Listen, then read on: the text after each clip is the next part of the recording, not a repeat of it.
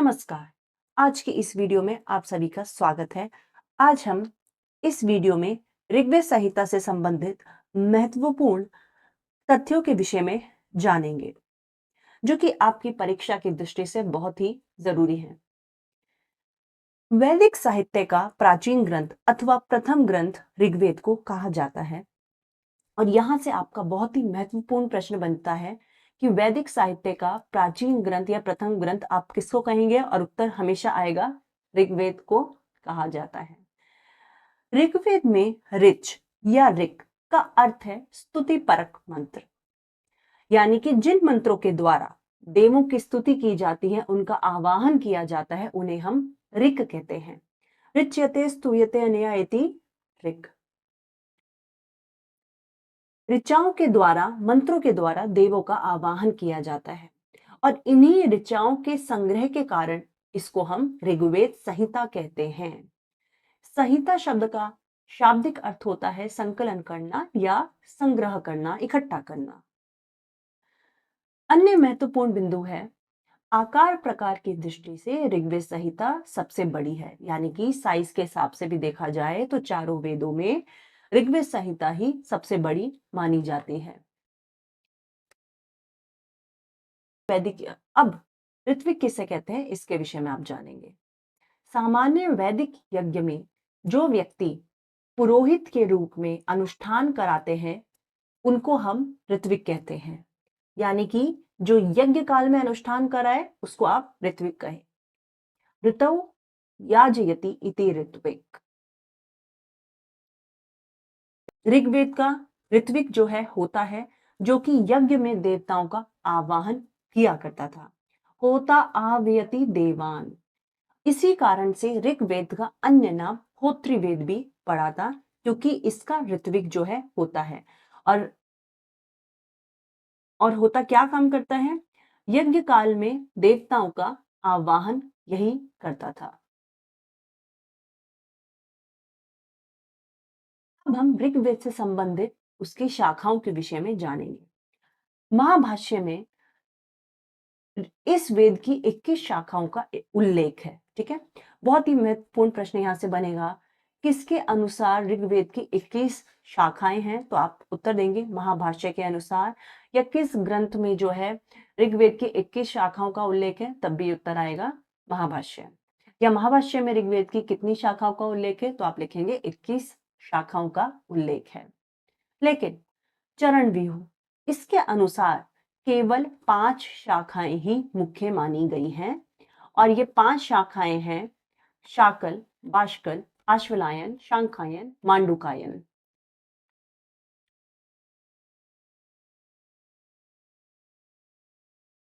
अब जिसमें से शाकल शाखा की केवल संहिता उपलब्ध है, आश्वलायन शाखा के श्रौत सूत्र और गृह सूत्र उपलब्ध है, शांखायन शाखा के ब्राह्मण और आरण्यक उपलब्ध है, और अन्य शाखाएं केवल नाम शेष के लिए हैं। अब हम बात करेंगे ऋग्वेद के विभाजन की। ऋग्वेद का विभाजन दो तरीके से होता है, एक होता है ऐतिहासिक विभाजन, एक होता है पाठ परक विभाजन।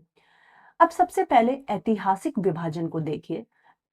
इसको आप मंडल क्रम भी कहते हैं, इसको हम मंडल क्रम के नाम से भी जानते हैं। और यह जो है 10 मंडलों में विभक्त है।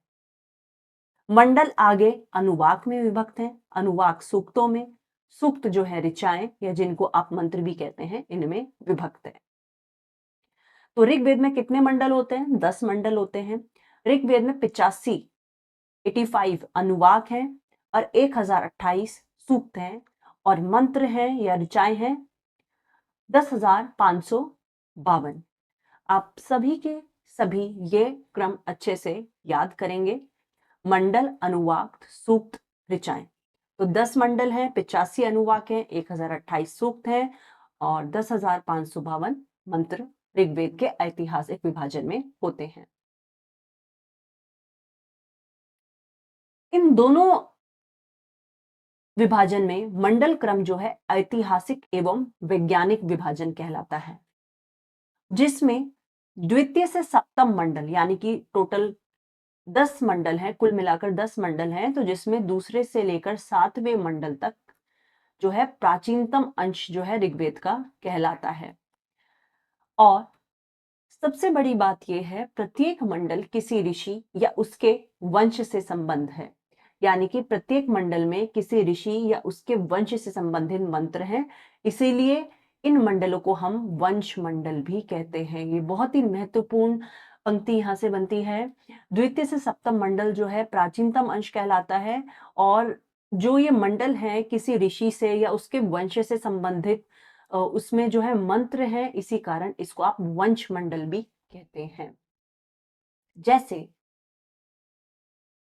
जैसे द्वितीय मंडल के ऋषि हैं गृत्समन, तृतीय मंडल के हैं विश्वामित्र, चतुर्थ मंडल के हैं वामदेव, पंचम मंडल के हैं अत्रि, षष्ठ मंडल के हैं भरद्वाज, सप्तम मंडल के हैं वशिष्ठ, अष्टम मंडल के हैं कर्ण, भृगु, अंगिरस और इनके वंशज भी हो सकते हैं।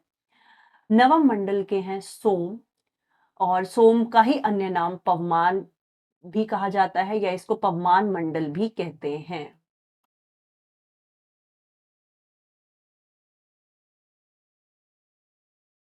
अब इसमें प्रथम और दशम मंडल बाद में जोड़े गए। बहुत ही महत्वपूर्ण दोबारा पंक्ति आ गई है।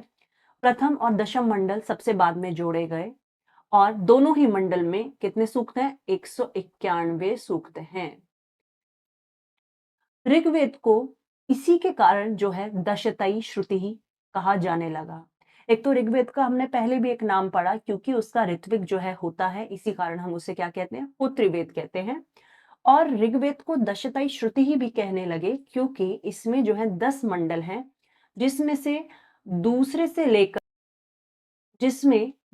लेकर सातवें मंडल तक जो है प्राचीनतम अंश कहलाते हैं, और प्रत्येक मंडल किसी न किसी ऋषि से संबंधित है।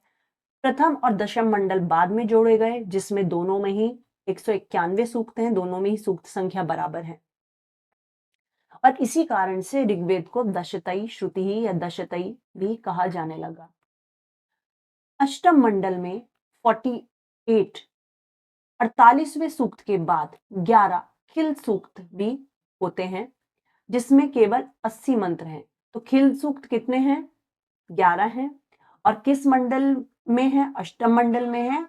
वो भी 48वें सूक्त के बाद 11 खिल सूक्त हैं, जिसमें 80 मंत्र हैं।